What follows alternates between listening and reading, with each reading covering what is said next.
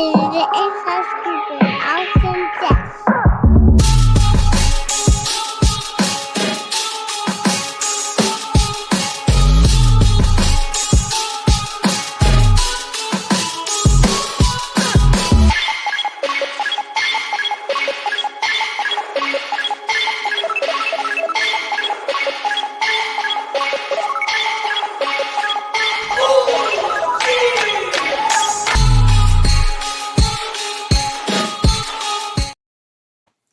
Welcome, everybody, to another episode of Inside Scoop with Alex and Jeff. I am Alex Dingman. I am Jeff Doss.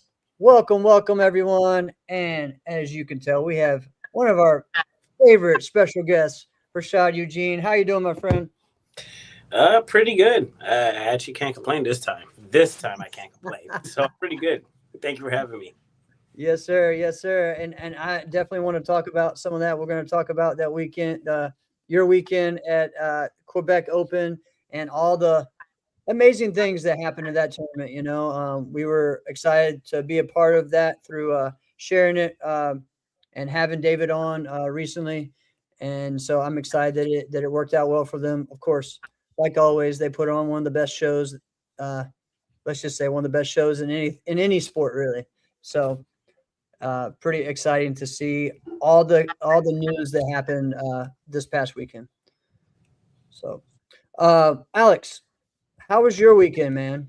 I know you were sharing a little bit with me before, but well, I mean, I'm bummed I couldn't be on last week's show. That was so funny. I realized I forgot to tell Jeff why I couldn't be on the show.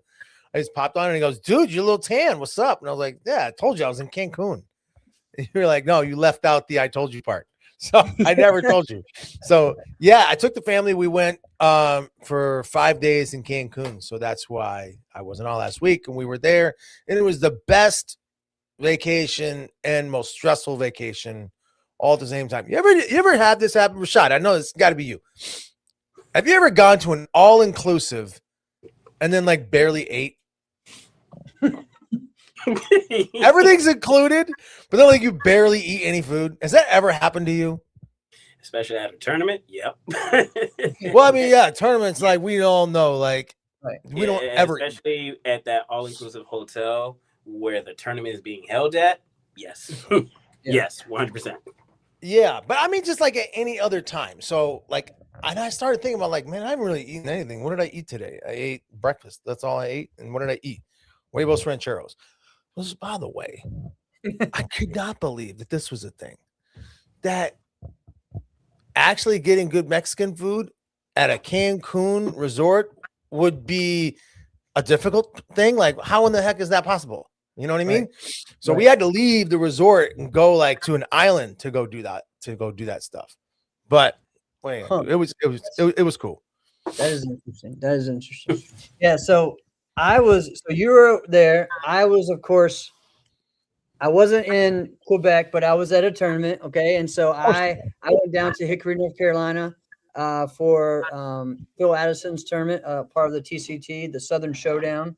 And, you know, like this is a tournament that I used to be a part of the NBL, and I helped,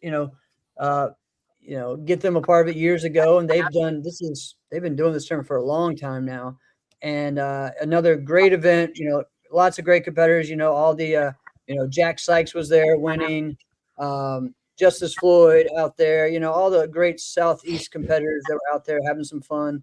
And again, I left my house at 4:30 in the morning, and then I got back at 12:30 in the morning the next day. So it was a day of driving, and I didn't compete this time. I was chief referee, and I judged all the adult black belt fighting, and just lots of fun at this event. They did a great job.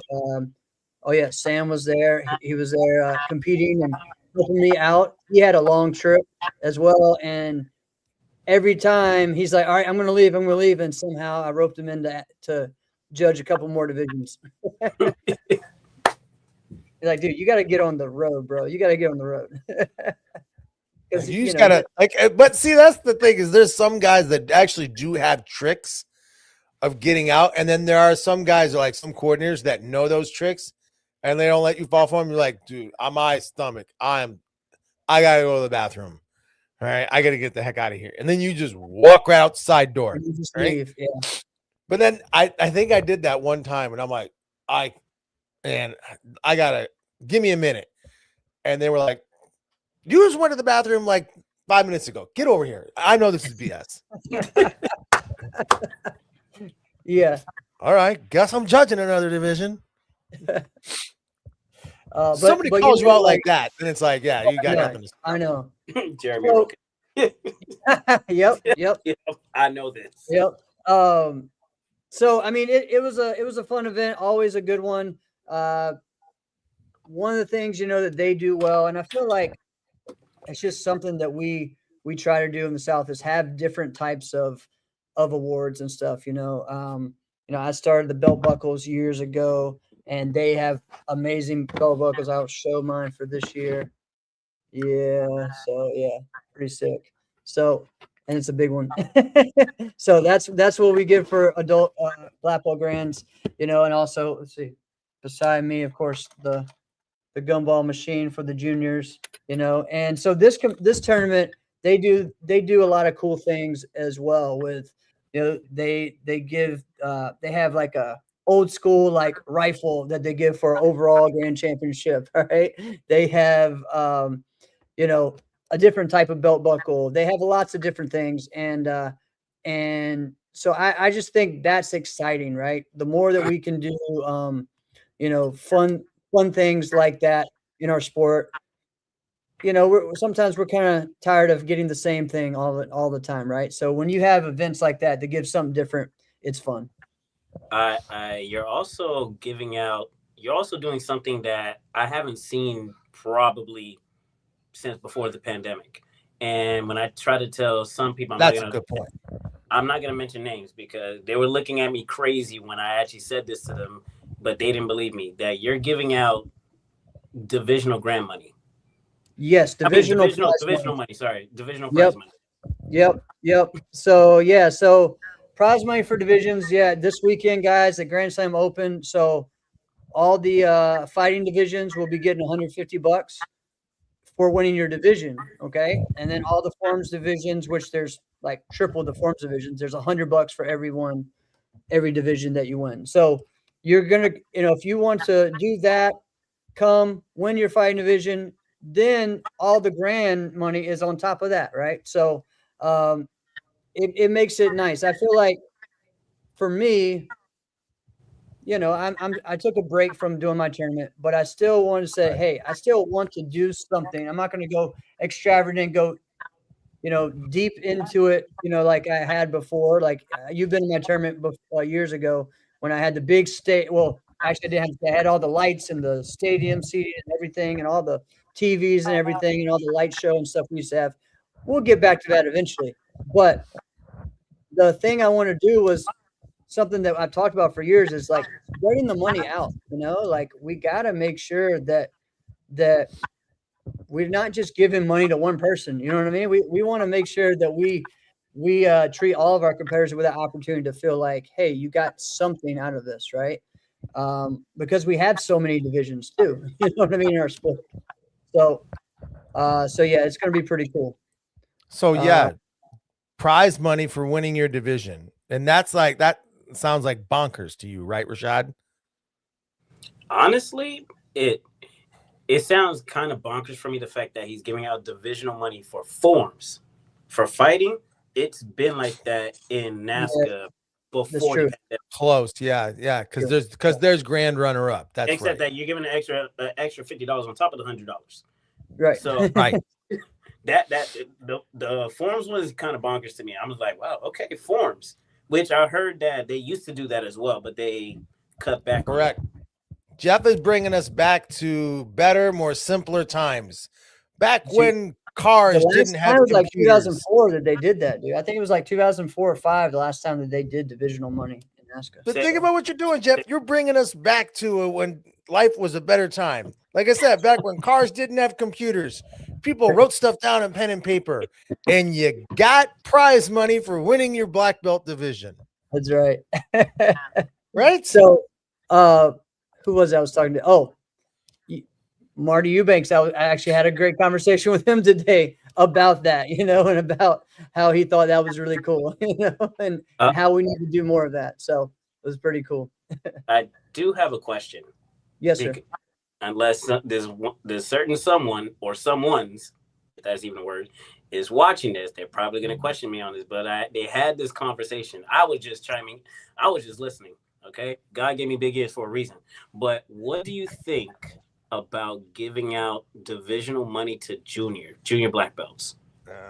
Yeah, I know people that have asked about that. So that is an interesting one. Now it's different than what it used to be. I mean, we used to always say, "Hey, we're not giving money to juniors because of, NCAA things and everything like that, right?" But now it's completely different, right? Yeah, we know it's Leandro asking. Of course, this guy. It's always this guy. So I think doing something like that would be cool. I mean, I think you start with grands first, and then you kind of see from there. I mean, I don't know. I still think there's some cool different ideas to do for prizes for juniors first. I do think there needs to be a difference, though. My biggest thing with this is that's where you just said it right there. And this is why I give juniors one prize and adults a different prize. Yes. So that way it has them, I already won that when I was a junior. So what's the point of keep going, right? Yes. I want them to be in this for a long time, right?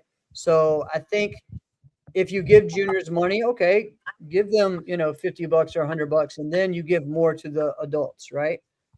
But I mean, I've been to some where they give everyone the same, or even I've gotten less as an adult black belt winning forums than a underbelt fighter. It was like, wait, what the heck is going on here? And so that would always be my issue too, of why is forums and fighting grands not the same too? When us as doing forums, we spend more money with the at the tournament than the fighters do. So that always didn't. True. And I think you hit the nail on the head when you say they have to be different, right? Yes. And so it doesn't. There is a world where you can do that and you can pay juniors.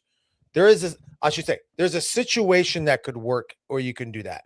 I personally wouldn't elect to do that, but I've been wrong about other things in the past, right? Yeah. Now, there was a guy who ran a karate school who I was close to, all right?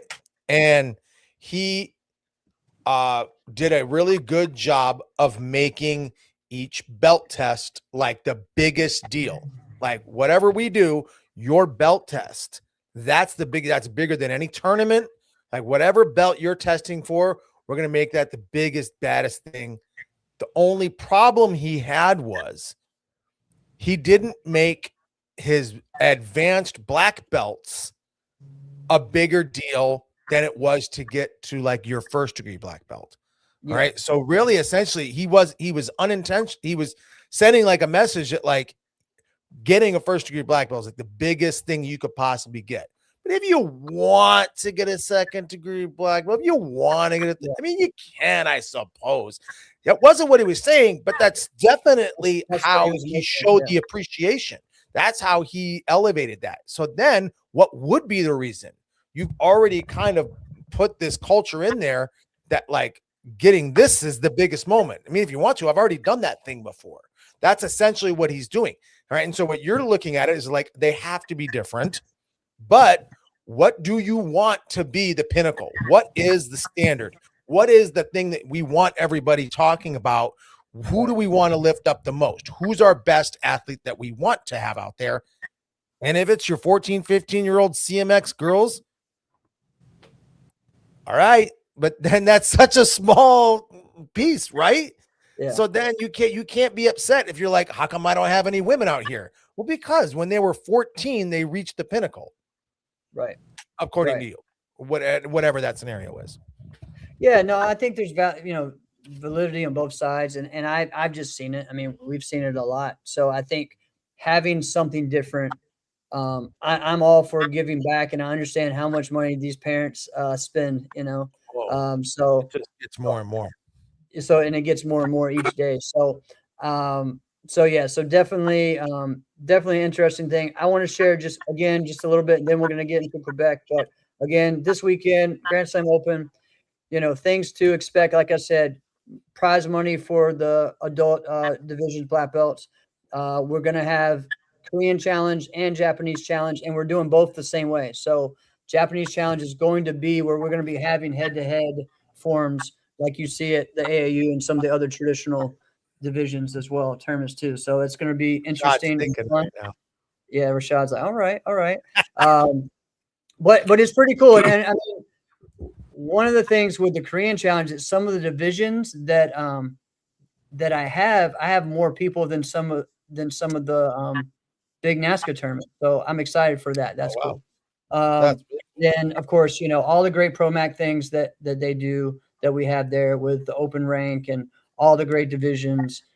So I'm excited about it, and excited to see everybody at Grand Slam this weekend. So, and gumball machines and belt buckles. So cool stuff. Do you have the belt All buckle right. on you? Does the belt buckle nearby? Yeah, I just showed it. You didn't see Rashad's eyes when he. Oh yeah, that's right. That's right. Yeah, it's That is shiny. cool. Yeah, it's pretty nice. So That's huge. I know.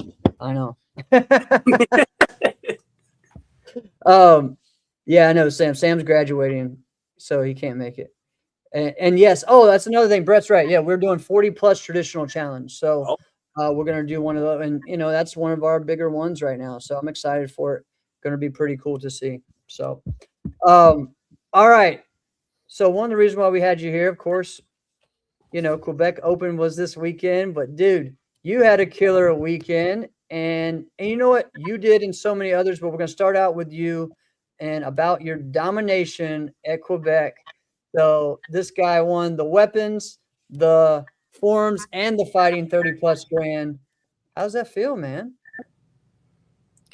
First off, I told people at the festivity, I'm gonna use that word, after the tournament, that I'm still like processing the fact that the fighting grands was my first ever fighting grands in NASCAR. Right. Stop. I'm serious. Like the past years that I've been competing in NASCAR, last year in 2025 was the first time that I won first place in a fighting division, in an 18 plus fighting division. And I did it twice at US Capital Classics and Toronto.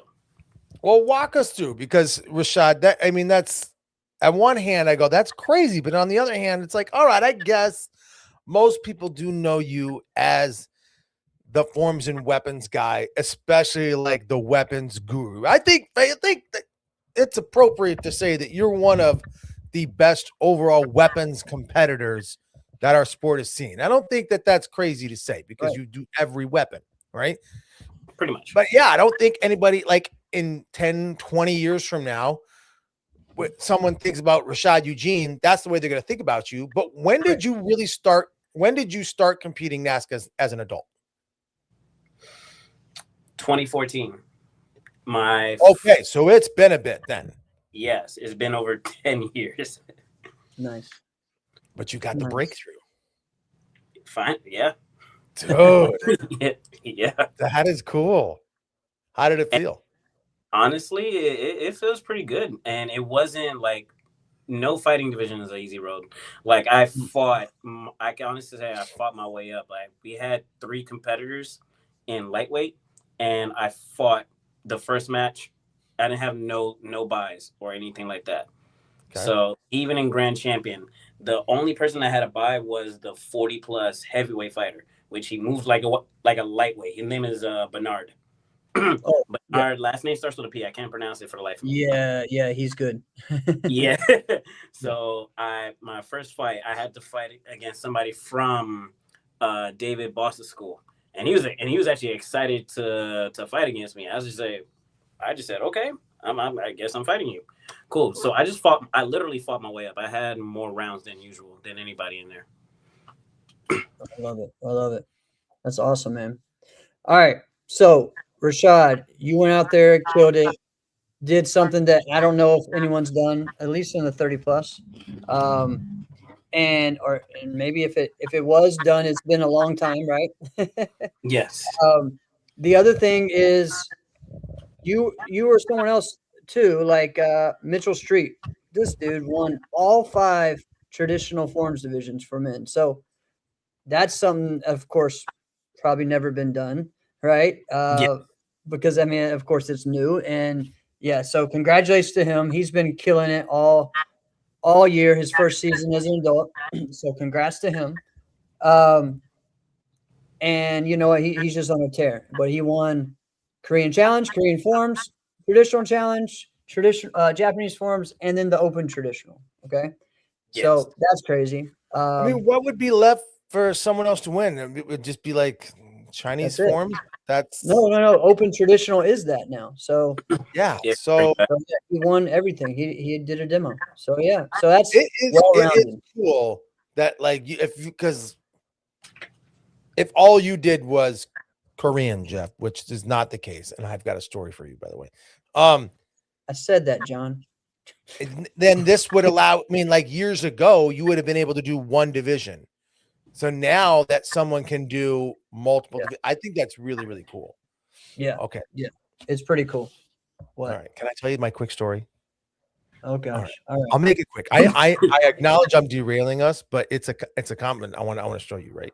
So Zachary had this breakthrough in sparring a couple weeks ago where he figured out, all right, I can move my front hand and I can control where they kick. Small little breakthrough. So he starts doing that, and I'm telling you, he looked exactly like Mike Pombiero. And I'm like, wow, this kid. All right. The way he was moving forward and back. You know how Mike fights when his chest is just up the entire time, but yet he's never getting like attacked. All right. Like he's never in danger, but his chest is like sticking out. All right. And Zach was doing that. I'm like, I got to show him this. So I show him, I'm like, this is who you look like. And he's like, this guy's my new favorite fighter. So Mike Pombiero, Mike P, you are my son's favorite fighter. That was awesome. So now here's where you come. So then Luisa's like, Dad, why don't you show me some of Jeff? Because you say he's such a great kicker and you think I'm pretty good. So she wants me to ask you why you do the Pac-Man thing.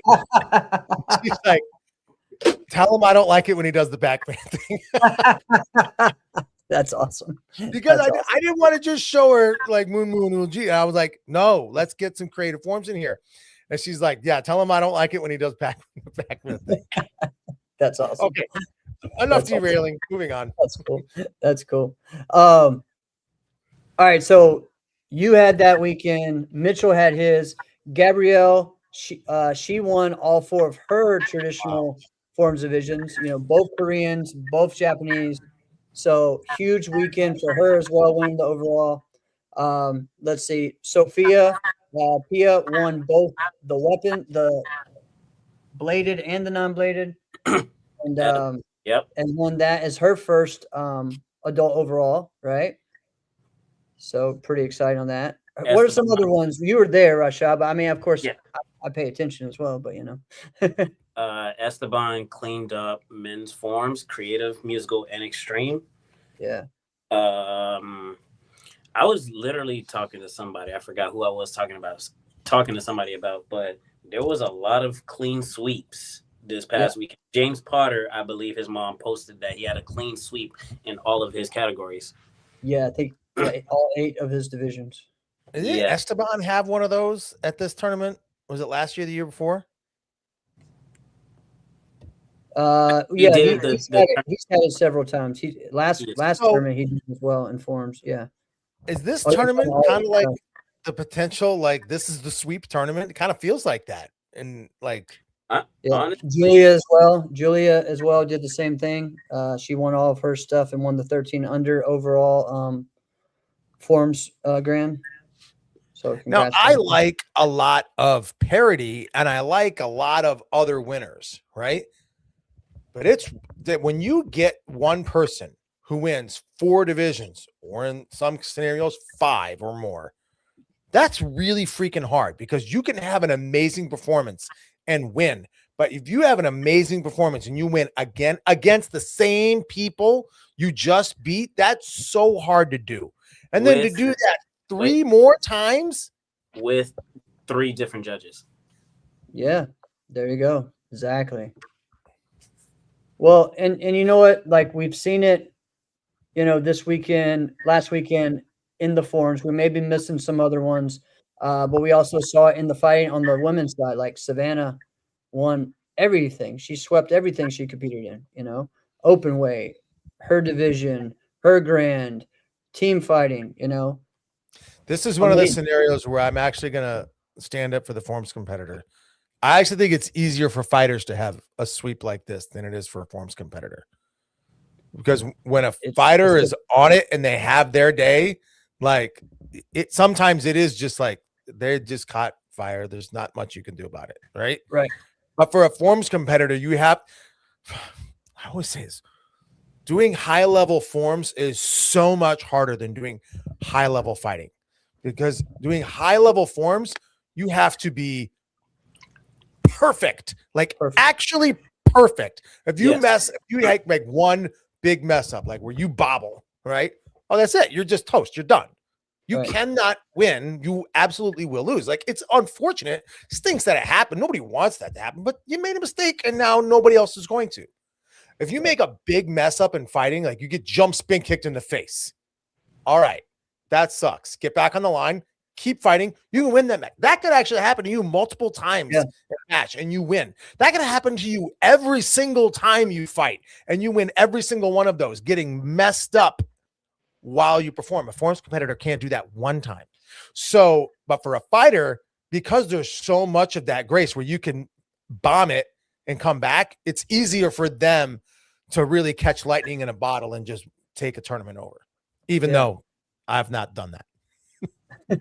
Look at me. I'm saying that, yet I'm the one who hasn't done it. Rashad, let's shout out some of the 17 under winners, the overall winners. We just talked about she said Julia, won that. Also Caleb won. Both of those guys won. Both of those won the 13 under forms. The 13 under weapons was Nate Picotti. Yes, Nate Picotti won his first overall for the weapons grand. So that was awesome. Let's see, the female side. I didn't get to see who won the 13 under weapons side for that. Who was that? She's from AmeriKick, and I know this because I believe her instructor is Vince. Her name is Isabella. Okay, Isabella. All right, awesome. That was the only one I wasn't sure about, and then also who also made a stage appearance. I will say before I even continue with the names, you said that, Alex, you said that you view this tournament as a lot of people will get clean sweeps. It just seems like it. There was a lot of new faces. There were a lot of new faces. Not only in grands, but in the night show as well. Yeah. Awesome. Mark Russo's daughter. Yes, Bella. I could be wrong. I don't know if this was her first time. I don't watch juniors like that. I really don't. But this is one of the few times that she actually made it to stage. I will say that. If not, she was at Toronto and won, and did well there. But it was really cool to see. Yeah, she did a great job. And then, of course, shout out to Amanda Duarte winning both of her grands. And let's see. So she won those. Nolan, won the weapons grand, I believe. Yes. He won the tradition. He won the traditional grands and the CMX grands. So he had a good win on stage by going against himself. He put on a good show for sure. Now the junior boys, that was the only one I didn't get to see on that one. Who won that one? Do you know, like the 13, 14, 17? Wasim Driddy. Okay, Wasim. All right, that makes sense. Yep, that makes sense. All right, yeah, Nolan. He went against. I'm proud of Nolan for getting that win. Say again. He went against Trey. Who? Yeah, I saw that Trey was up there for traditional. So yeah, that's awesome. That's awesome. So really cool. Just a good. And I tell you, man, what a nice show to be there for, right? Like I just, man, it's amazing for that, right? Job was just saying he thinks it's difficult for anyone to do any of it, which I agree on that too. Yeah, he's right. Winning is winning, but hey, But, yeah, because I did. Alex just likes to compare things and he likes to make people argue. It's okay. It just is who he is. I'm not trying to make people argue. This is who I am. No. That was one of those moments where I shouldn't have finished what I just said. Yeah, exactly. You just said I am. I mean, you are coming back from Cancun, right? You still in Cancun mode a little bit, right? That's right. That's right. That's right. You know what? I'm gonna say on that. I get why the Cancun Open only lasted 1 year, right? Yeah. I get it because it's not even about like the hanging out and the vacation and the partying. Like that sun is for real. Like you wake up and the sun is like right here, and it's like, "Hello, I am the sun," and it is 10,000 degrees. So I've kind of figured this out. Like us, Americans, we want to get out there. The day is out. Let's go hit the pool. Let's hit the beach. Let's have a great day. And the sun is like, I dare you, right? But then you hang out, and I'm there, and all the other like Spanish speaking countries, like they're still want a vacation too, and they go to Cancun, and they all get out there at like 2 in the afternoon, 3 in the afternoon, right? Because that's when the sun's not kicking so hard, and that makes so much more sense, right? Yeah. So that's why no, it could not work because we're all just gonna dip that tournament and go hang out on island time, 100%. So I have a story before we continue. I'm gonna pull a Alex Digman right now. I'm sorry. There we go. This is a quick story, okay? Is funny how you said the tournament, the Cancun Open. We went to a Waco tournament last year called the Mexican Open, right? And this is obviously my first time going to Cancun, believe it or not. So me and somebody else, who I forgot who I was hanging with, but we're just getting our stuff ready. We're by the pool and everything. I kid you not, when I say this, you would think you would actually see this on a cartoon show or a random TV show, but this actually happened. A woman was crossing the bridge across the pool. A monkey literally was following right behind her. No. She had a banana in her hand. The monkey attacked her and took when I say that the monkey was literally swinging around, I can't even This is amazing. Swinging around, trying to get the banana. The woman was baffled the fact that the situation happened. I kid you not. I didn't have a video of the banana snatching, but I have a video after. I always got videos. Quebec festivities, but that's besides the point. So yes, this actually happened. When I say that you think that you would see like decent amount of animals at Coronado Springs and US Open, no, you see a lot of animals at this resort in Cancun. Like I was baffled. It's like that at most Mexican tournaments I've been to. A lot of animals everywhere. Honestly, I had to keep my bow with me when I was walking back to my hotel room in the dark. Listen. Yeah. That's all I gotta say. That's hilarious. Well, you're talking about island time and everything like that. I feel like a lot of tournaments in Mexico. I've been to the original Mexican Open in Acapulco, and it was a long day because you know what? When it was time to take a break, all the judges just did, and they went outside and chilled out for a little bit, came back. It was just very chill. Okay, so yeah, I definitely agree that happens. I mean, it could be done with a tournament of 200 people and 2 days to do it. I just want to protect myself, okay? Yeah. And it was dark going back to my hotel room. I ain't taking no chances. I'm sorry, that's just me.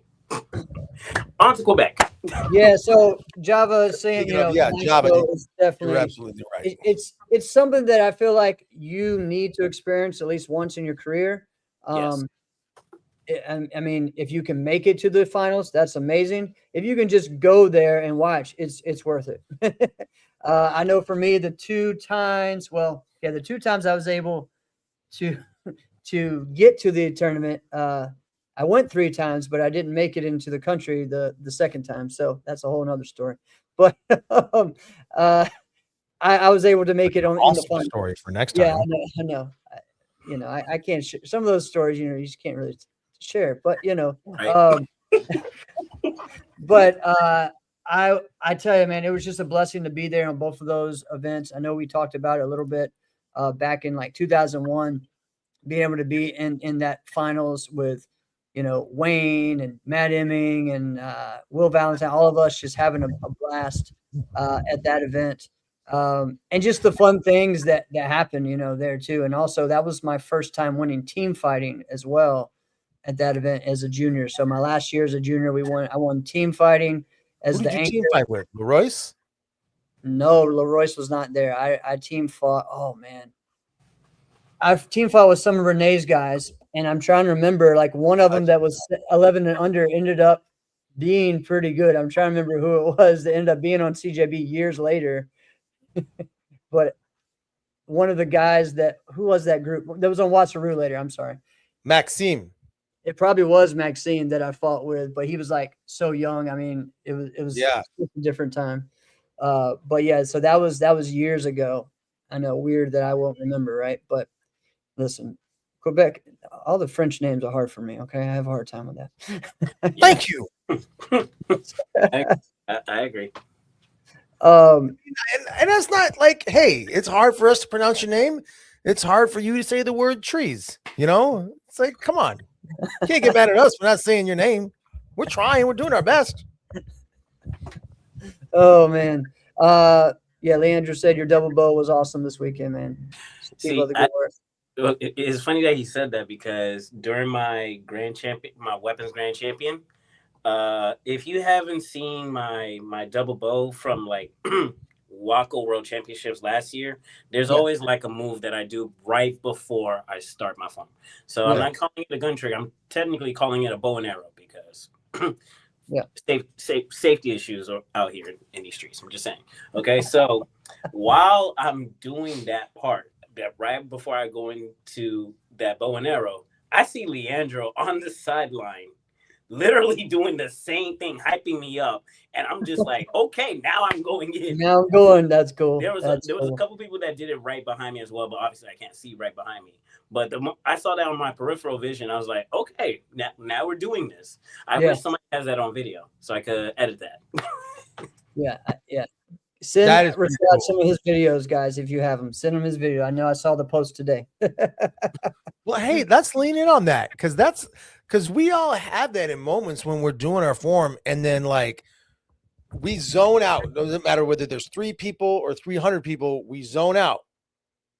But there are some times, just like what you just articulated, where you do zone in on one person. You just happen to do a strike right there, and there happens to be someone literally right in front of you. Have you ever had a moment like that you guys can remember? What about you, Jeff? I have to. Go ahead, Jeff. Several, but I know for me, and this is a Quebec Open moment, and I think we had Tyreek on the show, and I was like, yeah, I remember you were watching my form. Or he said, yeah, I didn't get to see too much form, but I saw Jeff's. Like, yeah, I know. I was in the middle of my kicking routine, and like right when I'm doing my twist kick, Tyreek's head is like right there, and he's like, oh, and he was making all these weird faces, and I just remember that, seeing him like making weird faces on that. That was one. That was just kind of funny. That was a couple years ago. I'm sure there's some others. You go, Rashad. So one, like I said, with Leandro, with a couple of my friends, they told me, but I couldn't see them. But with Leandro right there, and it was just like, okay, pull back, look at my peripheral vision. I see Leandro doing the same thing. He was already hyped up into the mix. So I'm like, okay, cool. That was awesome. Yeah. The second time was when AK Warrior Cup came back after COVID. Then this was in Schaumburg. But it's not what you, 2022. January 22. Yes. Yep. And it's actually not what you think. It's kind of the opposite. So I'm doing my form. I'm not mentioning his name. I mean, if he confronts me about it, I already know what to say to him. It's okay, because I don't really care. But I'm doing my creative. This is my creative non-bladed division. I see this guy standing right behind the judges, giving me the intimidation look. If you know who I'm talking about, you exactly know who I'm talking about. And like I said, if he comes up to me about the situation, I'm going to tell him straight out, and which I know he's not going to do it. It is what it is. But yeah, he thinks by him looking at me like that I'm going to mess up. No, that's making me even go harder in my form. Right. And guess what? I won that division that day. There you go. So, can I say something? Because I have to kind of anytime. Well, because I tend to, there are the people that don't like to watch the person in front of them, right? Or they don't like to do that and they turn their back, and like my instructors like that all the time. And me, I'm the opposite now. I used to be like that when I was younger. I watch and I get fired up watching them. And so some people may think that like I'm trying to intimidate that person. Really, I'm just getting hype. If it happens that way, it happens that way. But like if Rashad's going right before me, Rashad's trying to take my food, right? He's like, we're battling. That's just it. So I'm pumped up. I'm bouncing. I'm watching. I'm like, yeah, let's go. Like I'm pumped up. I'm usually cheering for you while that's happening, but we're going all at it. You know what I mean? And so if people take it a certain way, I don't mean it that way, but it's more for me. It's not necessary to hurt you. You know what I'm saying? So I also don't understand the logic behind not watching the person right before you. It doesn't make sense if you think about it. You're like, wait a minute, I'm going to watch 29 other people go, but not this one. What's the point? No. Like they won't watch. I know some people won't even watch the whole division. Like they don't watch your competition. I'm just like, that's retarded. Okay. I'm like, okay, I don't really get it, but how are you supposed to know? How are you supposed to, like, I get it. Like your performance, your form is yours. And it's not going to change based off of what anybody else does. You want to go all out, blind, pretending that everybody was amazing. I get that. But I'm also not affected by whatever they do up or down. If you can't watch the entire division, that means they have control over you. Well, I know the funny part is you can't get mad then if you didn't win either, because you can't be like, how did I lose to this guy? I'm like, you have no idea what that guy did. That's perfect. I didn't even think of that. See, I'm probably going to drop a hack on this one. Okay. So this happened to me one time when I forgot what year it was. It was before COVID, and I'm getting ready. This is at US Open, and I'm not looking at my competitors. I'm just trying to lock into my own form. Kodak, for some reason, love Kodak. He starts coming to me. He's hyping me up. And the person that went before me, I forgot who it was, he dropped. And Kodak goes, oh, yeah, you got this. He dropped. You got this. I'm like, all right, cool. Next thing you know, I dropped. Yeah, exactly. So he planted dropped in your brain. Exactly. So, now, the second time, this is when I had a seed in the NASCAR division. This was 2023 Battle of Atlanta, where I went second to last. And I was watching everybody's form. Not just to see, making sure everybody, well, yes, just to see how everybody does. But it was crazy. I was crazy at the time. I was creating my form as everybody was going. See. Yeah. So whatever. Well, that's usually what goes through my head. That's the reason why I watch. Right. Okay. All right. I'm going to do that. I'm not going to do that. I'm going to do this. I'm going to do that. Why? All right. I'm going to hold that because they're not. And I'm, that's just what, Rashad, you and I are more alike than people know. So I know some people listening are probably like, "That's crazy." Like I know that this is 100% truth, but there are a few guys that can do that, and you two are of them. There's probably, I would say, like 10 guys. Would you say like legitimately can just go out there and be like, "I have to make up a form now"? Oh, actually, hold up. Somebody did that this past weekend. Esteban, he comes up to me before he legitimately made up a form on the spot. Yeah. Like a bow form right on the spot. He didn't win. He didn't win that division. But it looked good. It looked good. It was just like he threw the most craziest tricks I've probably never seen in my life. I'm being honest with you. I'm just like, so he was just bow freestyling. Literally. Yeah. Literally. I love it. Yeah, I mean, dude, he's definitely one I've seen, and actually I've seen at Quebec too the last time. His extreme form, he did that where it was just like he slipped on something and then it just sparked a whole new form for him. Like he was like, "Oh no, I didn't land that the way I wanted to," and then he just created something else out of it. It was pretty funny. See, sometimes guys do that. Anthony and they Atkins make it up. used to do that too. Anthony That's Atkins where I is was someone- going. But sometimes guys will do that, or ladies, but it'll still kind of look like the form that they were already doing anyway, right? Yes. Yeah. You said Anthony Atkins. I remember that one time. He probably shouldn't have done this, but he did.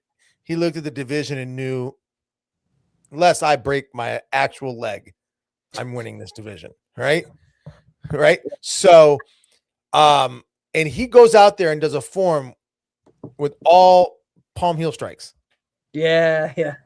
He did it at, Yeah. listen, Rashad. He was Rashad before Rashad was Rashad. He was out there Right. doing it. He did a whole form with palm heel strikes, a whole thing, and won. I love it. Well, this is why, we talked about, did I share this before a couple weeks ago about musical challenge, right? That was a division at Super Grands every year. And man, I want to have that next year at my tournament. Okay. And like you're writing it down. Look at them. Yeah. But like having people walk in the middle of the room, all right, of the ring, play random, they do not know what it is, and then they have to create a form right there on the spot. And dude, it every year that happened, it was so much fun. Now, granted, I think I got a little bit of a easy one year because I think as a kicker, getting Michael Jackson's "Beat It" was pretty easy for me to, and I hit every beat. You know the song. Well, I know it, but also like it hits for me to be able to just stand on one leg. I think I did 70 kicks without putting my foot down or something crazy like that time. So yeah, I mean it's just like, it is what it is. But so those types of things, right, are just kind of funny. All right, but well, I would love to have something like that, right? Because I think there's something about that type of competitor that can go off the cuff. And the other thing is too, to me, that is the most martial art thing that we can do, because you know what? I mean, you're sorry, but it's not really going to be one step, remembering, oh, wait, he punches here and then I do this. No, just go out and beat this guy up because he's coming at you, No, you're 100% right. I mean, the most martial art thing that we do is just fight and make stuff up. Yeah. Right. Right. All right. That's pretty cool. Okay. But so like the musical challenge division. Yeah. What were some of the songs that would come from that? Because like I look at that and like Michael Jackson's "Beat It." Like if I drew that, I would feel better, even though it might be not a really hype song, because I know the song. Yeah. So I can already kind of self like prepare for like what beats, what moves I'm going to hit, how I can hit them to the beats. But there had to be times where people are like, I have no idea what this freaking song is. Well, yeah, like, like there would be Beat It. Yeah, from like 2000, 2001, it became a lot of techno and a lot of, like Sandstorm and things like that, right? So you kind of got, and that was okay, and that was good. A little bit harder to choreograph that, but everyone knows that song, so it's kind of, it's kind of fun, right? Or like, when I did it, but back in that time period too, in the late 90s and early 2000s, there was like the trance techno house is kind of what that was. Yeah. So it was really just like, all right, do whatever your beginning is, and then as soon as the beat drops, you just do your form. Yeah. Right. Or if we got Mortal Kombat, you know what to do, man. You get some Mortal Kombat. Right. Those things were fun. Or when you had the Mortal Kombat soundtrack and you pretty much did a forms grand. This literally happened like 1994 Diamonds runoffs.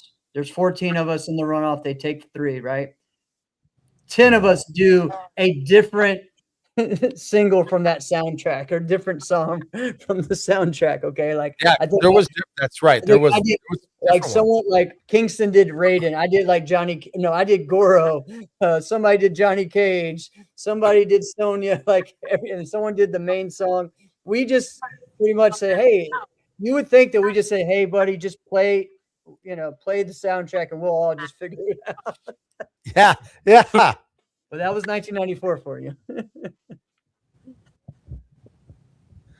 Funny, right? Who? But all right. So let's. All right. We started talking about like who else could do that. That Esteban could do that today. Who else could do that? I mean, Yeah, I think. I think so. Who else would you think like probably be one of the best ones to just wing it? If we were like, boom, a new form right now. Go. Ben could too, because Ben works with Jones? Esteban. I was thinking of Ben Jones. Yeah. And we talked to him before, and he's like, doing team forms with Esteban and Dawson is like two completely different mindsets I have to have, right? And so I think Ben would definitely be able to do that. You know who I don't think would be that good? This is gonna sound crazy because I love this guy. I don't think Shaquan would be that good at doing that, because I think Shaquan's gonna do what Shaquan's gonna do, and it's gonna make your jaw hit the floor. Right. But I think if he like has to make something up completely different, I think it's gonna look pretty much the same. Wouldn't you think? Maybe. But who are some other names that were like either that could do that right now, or that in the past were like Anthony Atkins? Alan Davis. Yeah, Alan Davies. Oh, Alan Davis is a great. Yeah, that's a great one. Kim Do did it most of the time. He was making his form up a lot. Yes, he did a lot of stuff. So Jason made up his form a lot on the spot, but similar to Shaquan, like you could say it kind of looks similar. I mean, you could say that about a lot of us. We have our style, like I don't think I ever did the same form twice, but you still know a Jeff Doss form, like it, like it's going to have certain things in it, right? Like that's a good point. I don't know if I ever did the same kicking combo, but it's still, hey, he's going to do a kick combo here. I don't know which one, but he's going to do, it could be 10 or it could be 30. So you just never know, right? But same thing with like Rashad, like he has a style that's his, but he still could be making up the form, right? If I mess up in my form. Yeah. Matter of fact, this actually happened at Ocean State for the weapons grants. So I did double bow. I threw my first trick. I'll be honest with you, it touched the floor. I thought I dropped it, but it was one of those situations where it touched the floor, and I'm like, okay, it's gonna drop, but it like bounced back in my hand. Oh, okay. I looked at the bow. I was like, you can tell by my reaction. I was like, okay, I messed up. I'm just gonna keep going. So I immediately just freestyled my form. Yeah, hitting every tricks that I haven't hit since 2018, which nobody knows those type of tricks. Nobody has seen them tricks. Yeah. Oh yeah, I have a lot of double bow tricks. I just haven't brought out. Yeah. I still haven't brought out. And next thing you know, I got runner up. I'm like, there you go. Now you got a plan. So let's talk about that, Rashad. So like literally, yes, good. People don't understand how difficult the 30 plus grands is, because let's think about it.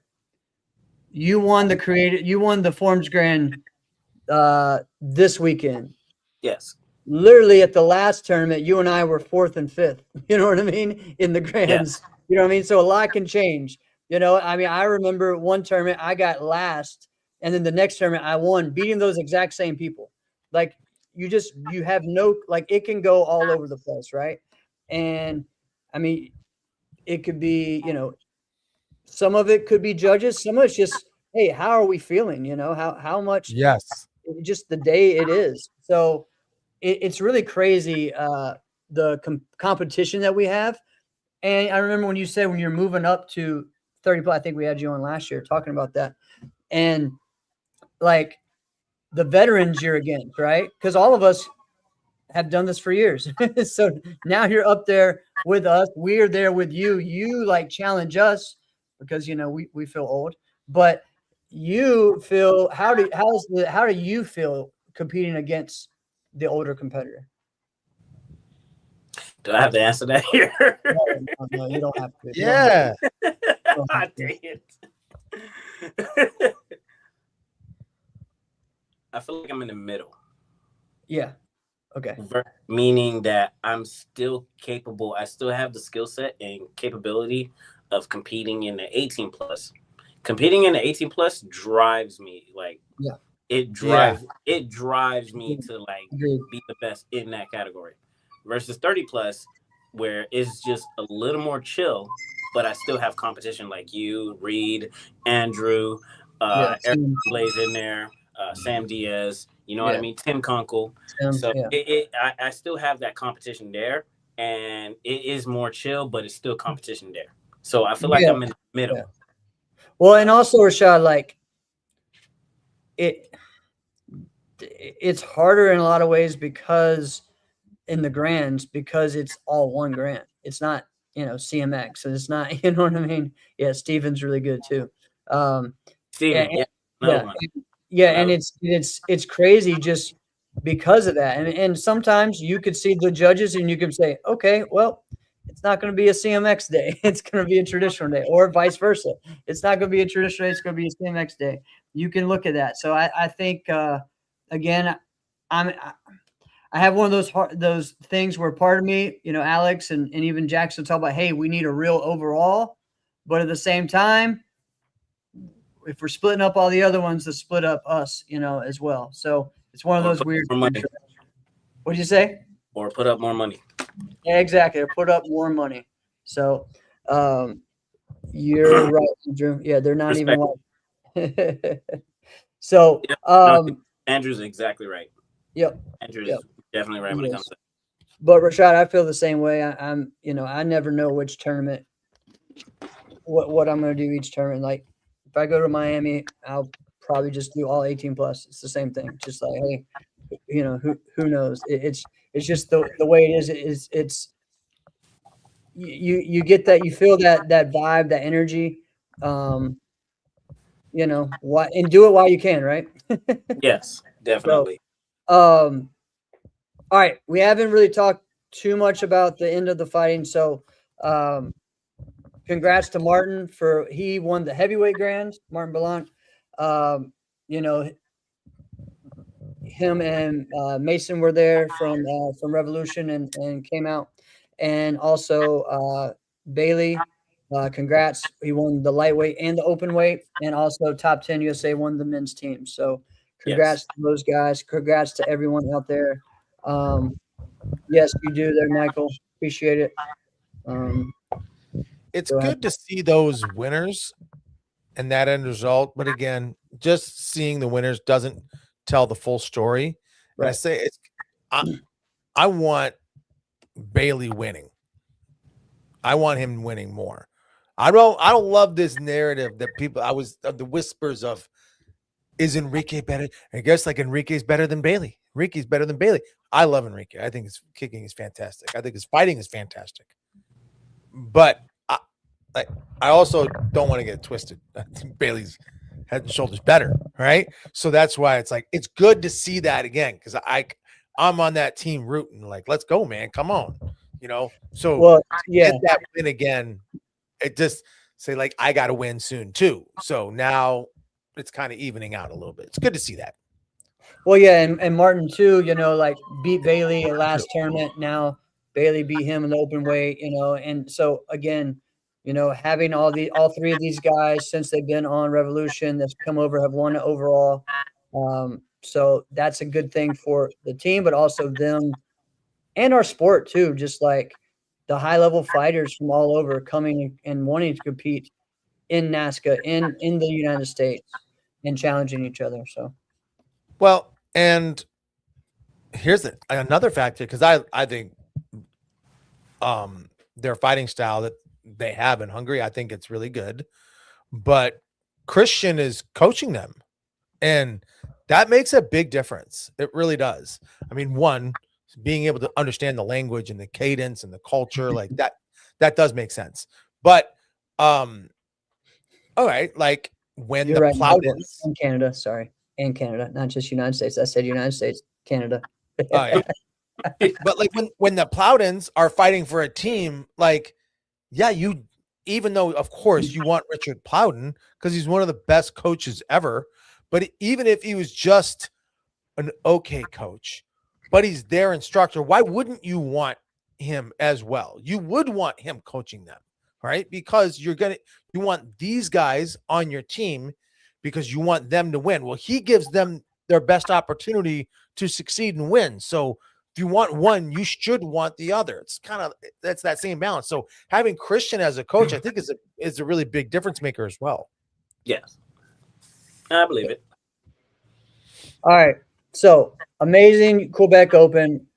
I have a couple things while you're on here, Rashad, and I've been putting just some fun questions out on Facebook and been getting a lot of answers.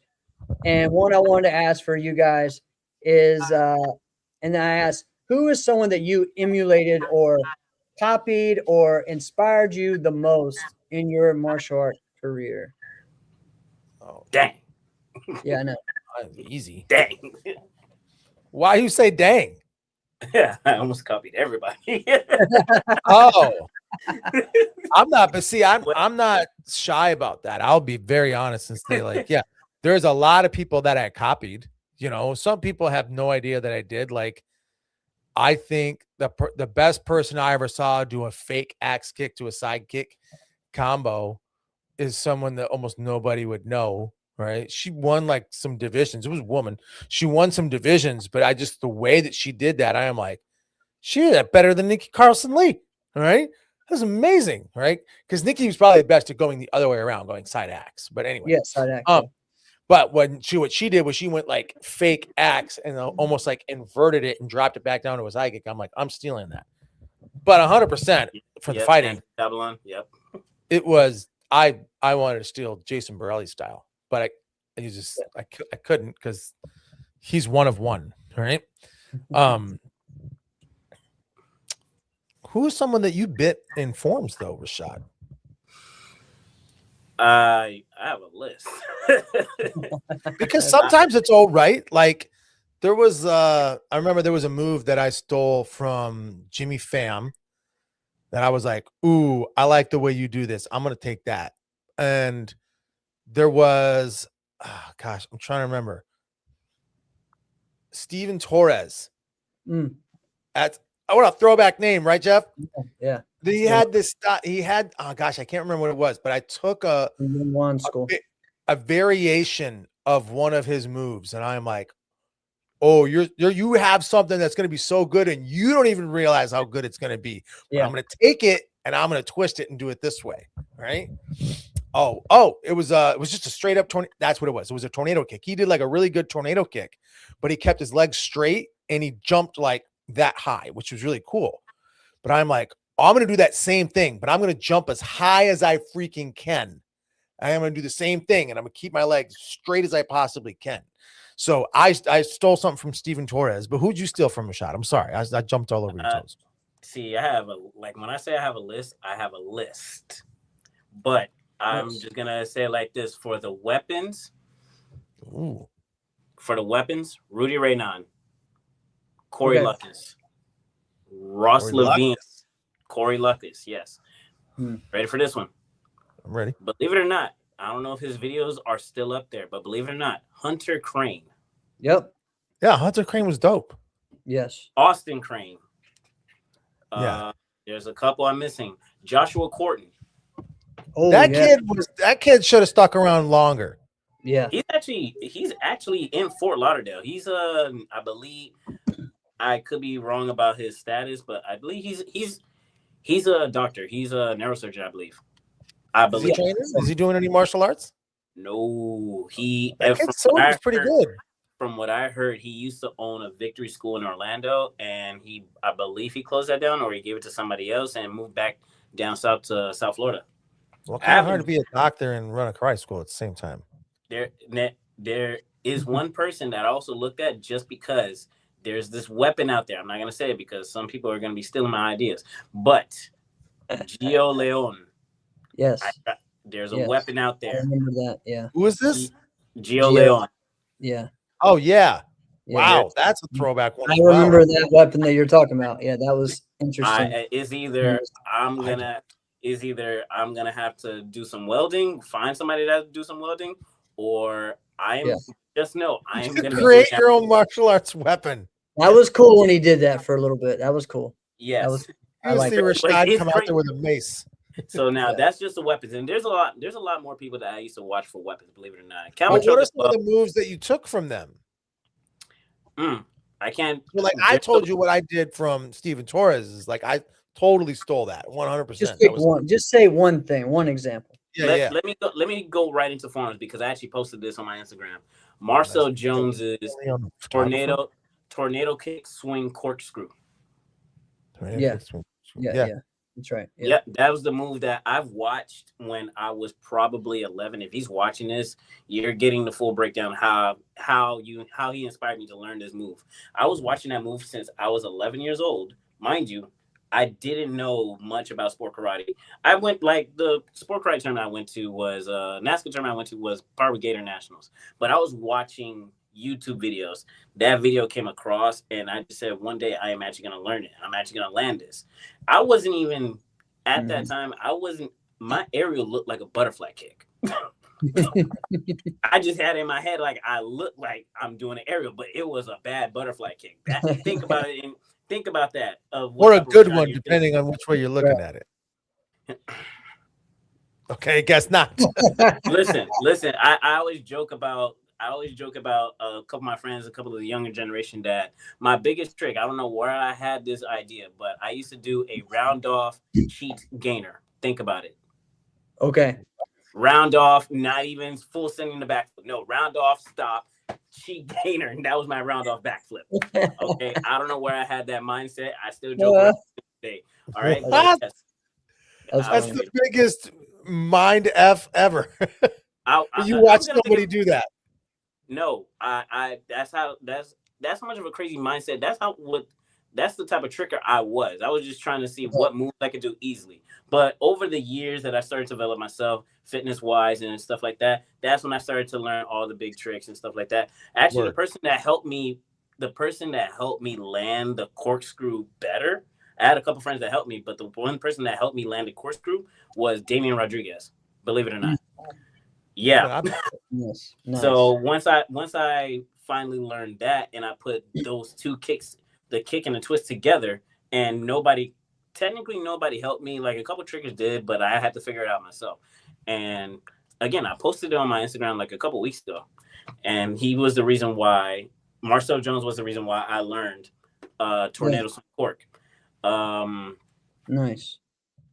Other moves, I can't even tell you weapons tricks. Like everybody, all the weapons tricks look the same. Actually, with Bo, the circus act on Nate Andre. Yeah, Nate was a good one. He had so many. I can't tell you. Well, that's one of his things. That is the one name that I can think of when it comes to bow tricks.